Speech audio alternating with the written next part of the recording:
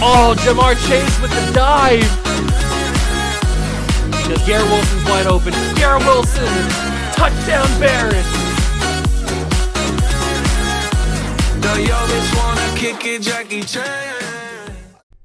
What's going on, guys? Welcome back to another video here on the World of Juice channel, and welcome back to another episode of the Honolulu Desperados here on Madden 24. We have entered a pretty much completely new era here in Honolulu.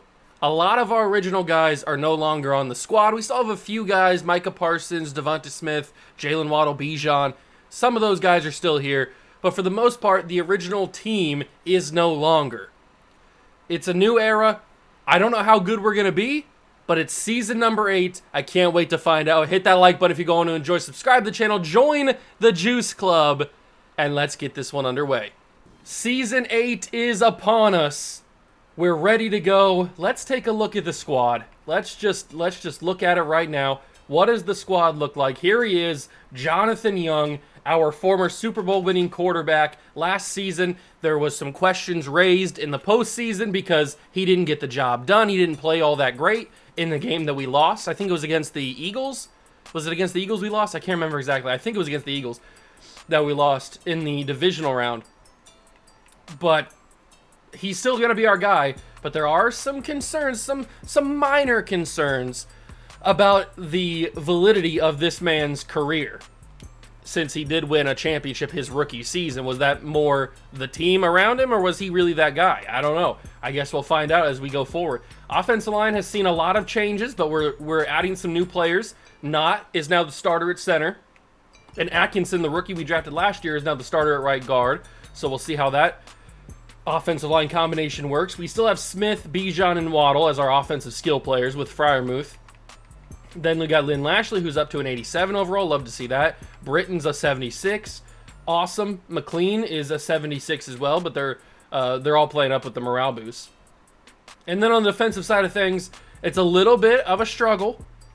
We did just draft Downing this past offseason, so he's going to be our new starting D-tackle. He was a defensive lineman, a defensive end that we turned into a D-tackle because he's a lot bigger than he should be for a defensive end. He's 6'6", 318. Eli Downing fits a lot better as a 3-4 D tackle than he does as a 3-4 defensive end. So, and we needed a defensive tackle, so he fits in right there. Greg Rousseau and Micah Parsons still other side of him. Then we got Deron Bland, Lucas, and McCullers, who I'm super excited about. The safeties are interesting. They're former corners that we moved to safety, so we'll see how they do. And the linebacking core is very thin, but could play pretty well. Who knows? Who really knows? We still have Carlson and Stonehouse as our special teams guys, which is kind of crazy. So that is what our team looks like headed into season number 8. As far as the guys that are going to need new contracts for this season, well, look at that. We finally have enough money. I'm going to bring back Harold Lucas. I'm going to bring back Ben Ingram, DeMarcus Smith. I'm going to bring back basically all of the auto-generate guys that we drafted in the past. The guys that are real, like Jalen Waddle, Greg Rousseau, Pat Freiermuth, probably not. We're probably just going to let those guys go away and ride off into the sunset. But all the guys that I've drafted, I'm probably going to try to, especially Harold Lucas. I definitely want to bring a number 1 corner back. And we finally have positive money. It feels so nice. I feel like we haven't had positive money this entire series, and I don't think we have had positive money this entire series. So it feels nice to actually have some. But now it's the most important part. Hopefully, we get a nice auto-generated draft class. Please, baby Jesus, give me a nice auto-generated draft class of the deep class, a bunch of 80-pluses, some X factors. I'm not asking for too much, am I? Please give me something here. Okay. I thought that said Death Harper for a second. Hold on. I thought this said Death Harper because if you go back here, it's D-End, and his name is Heath. So when I just glanced at it for a second, I thought that said Death Harper. I was like, that's a legendary name. That's a Hall of Fame name. But it's only Heath Harper. But maybe he's good. I don't know. He's 6'2". Right now, he's got all the attributes, possibilities that you want. Donnie Kroger, is he the heir apparent to the Kroger family? I don't know. Steve Tiller from Ohio State. Oh, hello. Hello, Steve. 6-foot wide receiver. We know the wide receiver U is at Ohio State. So I'm very intrigued by him. Clayton Mahone. I think it's Mahon. Mahon? I don't know. Jamie Bolden, Sergio Holly. There's some good defensive play. This is a defensive class. There's a couple wide receivers at the top, but everybody else is on defense. That is awesome. I love to see it. I don't know if I've ever seen a class where the top 10 basically is all defensive guys. The first quarterback is this guy, Pete Ford. That's pretty awesome. So I can't wait to get deeper into this first episode so that we can kind of get a feel for who's going to be the top guys in the class. But before we do that, we need to make sure our scouts are on point. So we've got cornerback and wide receiver for Alicia Trenkel. I think I'm going to keep that as my national scout because we're going to be losing Jalen Waddle and Devontae Smith in the near future. So I want to have, I want to have some replacements for them. So, and we always need corner. So I'm going to keep them as my national scout. She's going to keep doing that. And everybody else can pretty much stay the same. Although these two guys are scouting the same stuff. So let's change let's change Sean Sutton. We'll fire you. And we'll hire another one-star scout that can do... Oh, I don't know. How about... Can I do like D-tackle, O-tackle?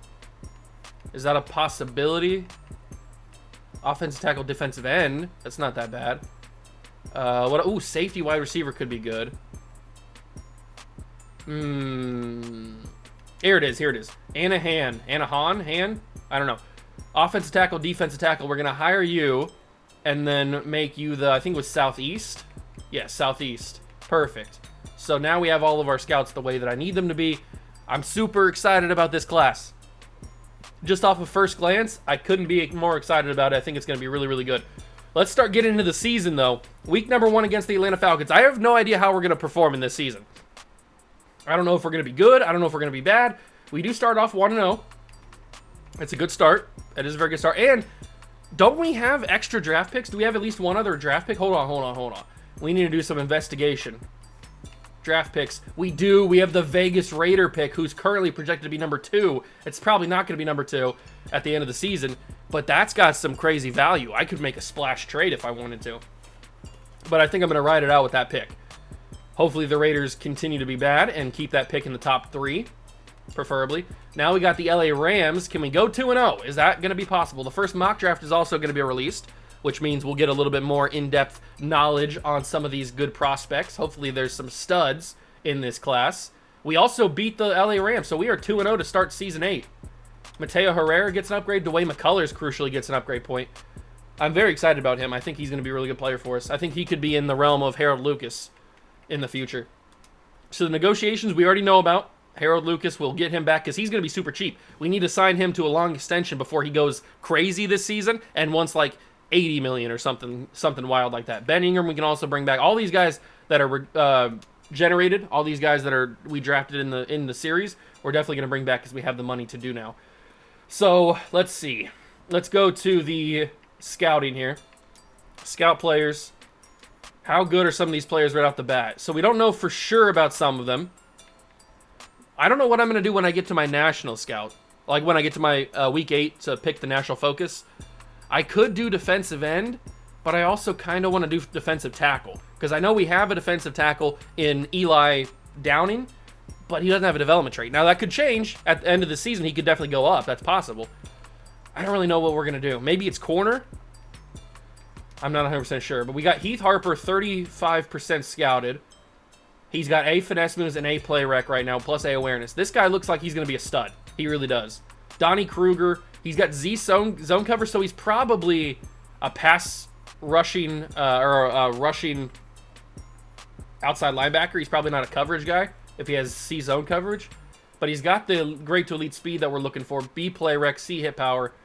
I don't know about him. Then you got Steve Tiller, hardly know her. He's a lefty. He's only got good to great speed. Interesting. But he's got A spec catch, B short route running. Interesting. That guy's really intriguing guy. Here's Clayton Mahon. He's also got solid. Oh, he's only got solid to good. The other guy had good to great.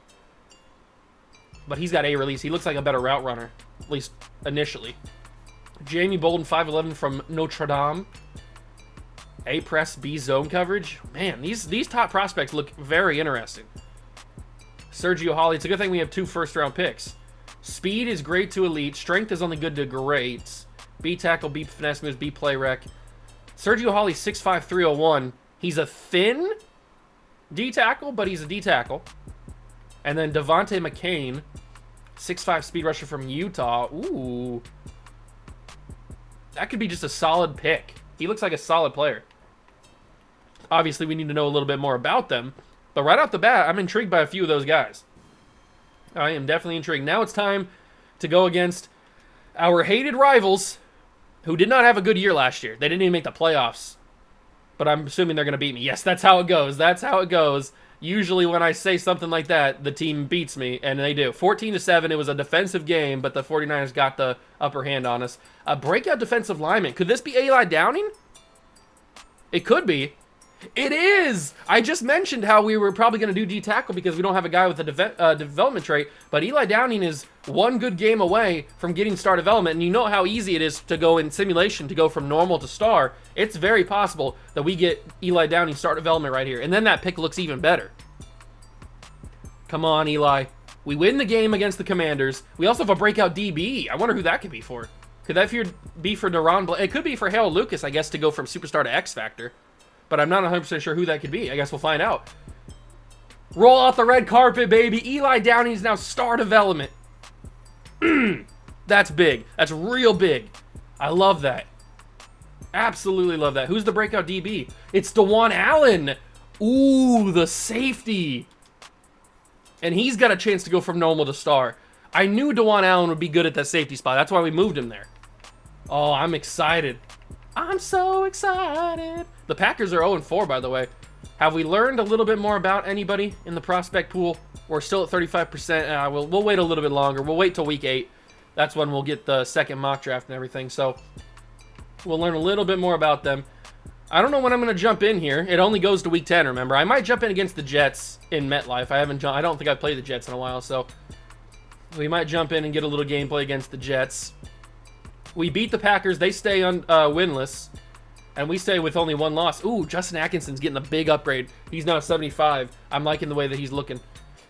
But did DeJuan Allen go up to star? Ah, wait. Yes, it did. Okay, I thought for a second that he didn't get it. He did get it. I just didn't read the full message. That's back-to-back, baby. 2 different players go from normal to star in a single season. That's good progress, and they're both on the defense, which is nice. So DeJuan Allen and Eli Downing both are now star development. I'd love if Will Booth could go up too. Oh, I love it. I love it. That's what I needed. I needed DeJuan Allen to be that kind of safety. And it looks like he's going to be. He's only going to continue to play better. He's only 24 years old too, so he's got a lot of room to grow. The team is playing up with good morale. Love to see it. Absolutely love to see it. I'm probably going to jump in and play this Jets game. And then, you know what? Let's give Harold Lucas a big contract before we jump in. So he needs about $39 million. I'm obviously going to sign him to a massive extension. We're going to give him a 5-year contract. I don't want to go too crazy because I don't want to put myself in bad situations down the line like I did previously. So we'll give him, since he wants to be here, we'll give him $7 million and $7 million for 5 seasons. That's a total of $70 million cap hit.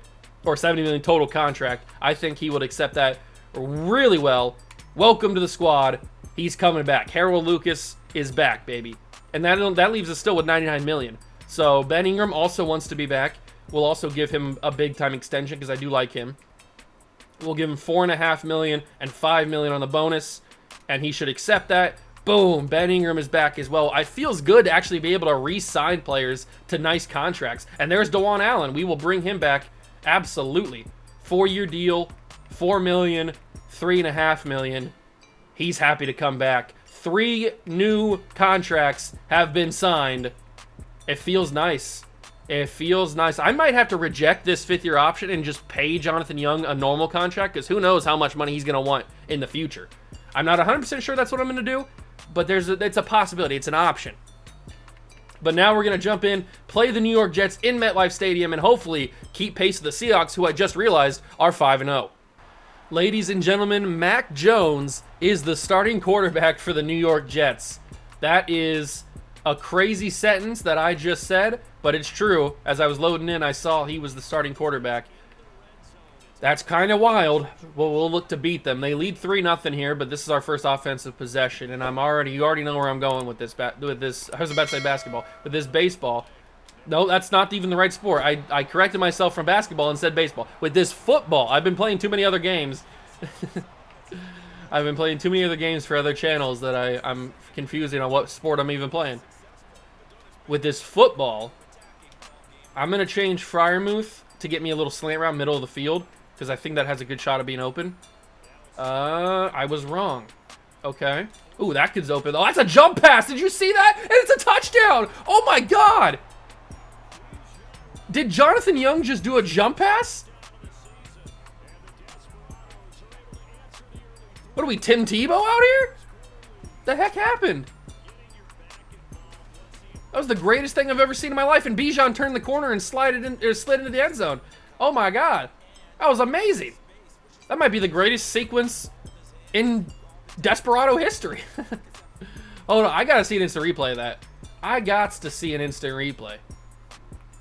Okay, so first off, we're going to focus on Jonathan Young here, because there's a potential for a jump pass that I didn't really see too much. So I was running out here. I did see Bijan come open in the corner, and that's when I decided to throw it, because I didn't really have any other plan. He does. He jumped it. Oh, my God, Jonathan. I'm sorry. I didn't know. I was unfamiliar with your game, big dog. I didn't realize you had it in you for a jump pass. That's insanity. And he had his eyes closed, too? I think. Is his eyes closed?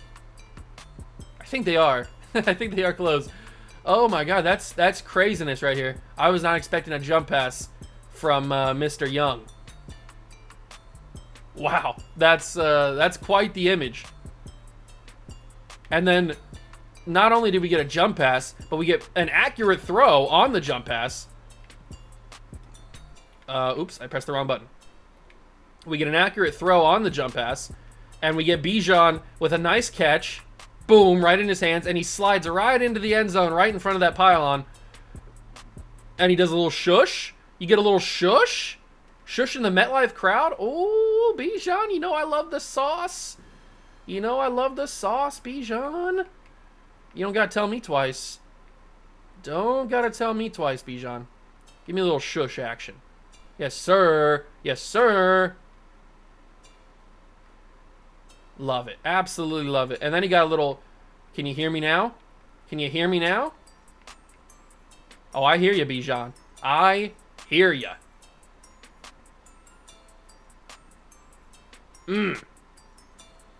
Love Bijan Robinson. That's why we brought him back. That's why we re-signed him to a contract, because my man is goated on the sticks. Absolutely goated on the sticks. All right, so let's get back to Super Sim here. What a touchdown sequence that was. What an absolute touchdown sequence that was. Our defense does their job. We scored another point. Another touchdown, 14-3. But they get another field goal. And now they don't get anything. Oh, they do. Okay, they get another field goal. Mac Jones is not leading them to many touchdowns, is he? Another field goal for the Jets. They're not going to beat us with field goals, that's for sure. They couldn't do anything with that. I don't know what happened there. Oh, man, it's 27-12. I don't know what the Jets offense is doing, but it's basically not even there, because they're just kicking field goals to try to stay in this game, and that's not working. Bijan Robinson breaking tackles, getting down to the 3. Bijan Rob. He's a menace to society, baby. You got to let him get this touchdown. He did so well to get up here. Bijan cut it inside. Bijan Robinson scores, and the Honolulu Desperados will get another win. Big time. That is big time. 34-12. Mac Jones, you can try your best. You're not going to come back in this game, and we get the job done. 266, no touchdowns, all field goals for the Jets offense today. And Jonathan Young played really well. He played really well. Maybe he's finally coming into his own. Maybe that was just a fluke of a season last year where he didn't play very well. Lynn Lashley goes up to an 86 overall. It's all coming together. It's all sunshine and rainbows right now. Big victory. We're getting close to the Week 8 mark where we get the national focus and all that kind of stuff. Week 7 is against the Bears. Duh, Bears. Can we get the win?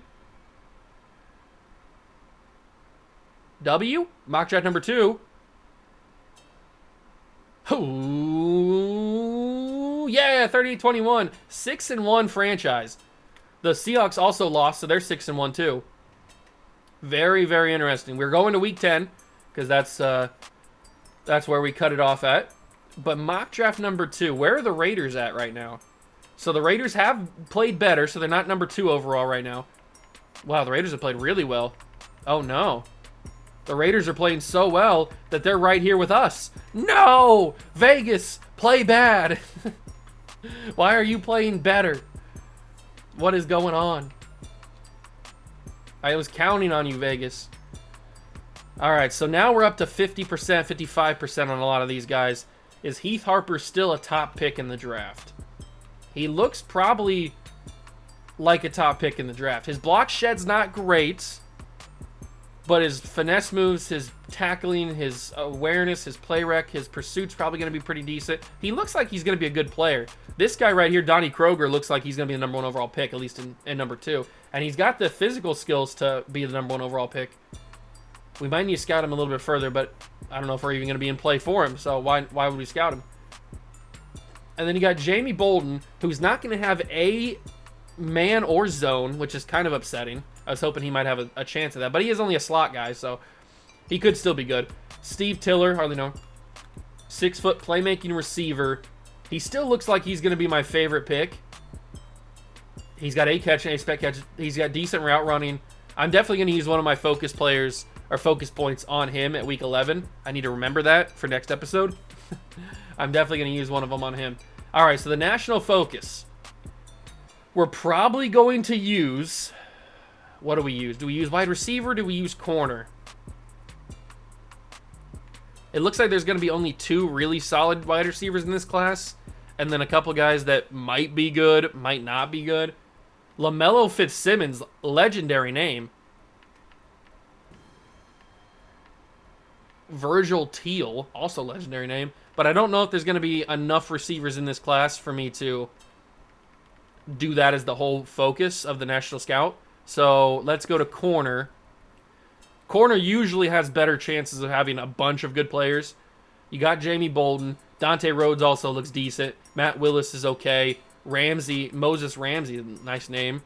Emmett Thomas. Yeah, I think corner is going to be the one for us. Telvin Ziegler. Man, there's coming up with some legendary names here. Otis Fulcher. Is there anybody that's super tall? 6'3" for Jonathan Middleton. 6'3" for Chad Robinson. 6'2", 5'11", 5'10". 6'4" for Tresman Rosenthal. Who? He's a 6'4" man-to-man from Georgia. Wow. Okay. 6'4" for James Brown from The Ohio State University. Oh, yeah, we're definitely doing corner. There's a lot of Ohio State players in this class. You love to see it. Love to see it. Back-to-back corners, Deion Burke. Oh, that's probably a lockdown 1-2 punch. I would not want to be. I'm assuming they won the national title. I always assume they win the national title. But I'm with 1-2 corner like that. Deion Burnett 6'1", James Brown 6'4". You're not getting a ball over the top of these dudes. Are you serious? And then you got receiver Tiller on the other side, the new Marvin Harris. Like, are you kidding me? And then you got Ben Jones in the secondary as well with the same. This Ohio State team's stacked. Absolutely stacked. But we gotta do corner here. We're definitely doing corner. Corner is the national focus for season 8. It probably was also the national focus for season 7. I don't remember. But we will continue to go. We got the Rams game. I'll probably jump into the Seahawks game in week 10. I'll probably jump into the Seahawks game in week number 10. Can we beat the Rams? Yes, we can. Big time W. Josh Rice gets an upgrade point. And now we move to week number 10. You love to see it. Absolutely love to see it. All right. Seahawks are 7-2. We're 7-1. This is a massive final game of the episode. Harold Lucas gets an upgrade point. Okay. We can do this. We can win this game. Seattle's not as good as they think they are. Let's go in here. Final game of the episode. Get the win and get out of here with a really good first half of the season record. It's time to play the final game of the episode against a pretty big rival now in Season 8, the Seattle Seahawks, who are 7-2. We're 7-1. So this is an early test to see if we're the real deal this season. Oh, my God. Speaking of the real deal, is that Jordan Davis? Is he in Seattle now? I don't know who that is. It could just be a random auto-generate guy named Davis. But whoever it is, he destroyed me. He destroyed my left guard, Chamberlain, and he absolutely destroyed Bijan Robinson. Freiermuth, big catch to get us back into close to that first down marker. And we'll go with a slant route because I'm looking at Mr. Devontae Smith, who takes a massive hit to the sternum but holds on to the football. Good job, big dog. And then we'll give this back to Bijan, but run opposite of Davis because he is a menace.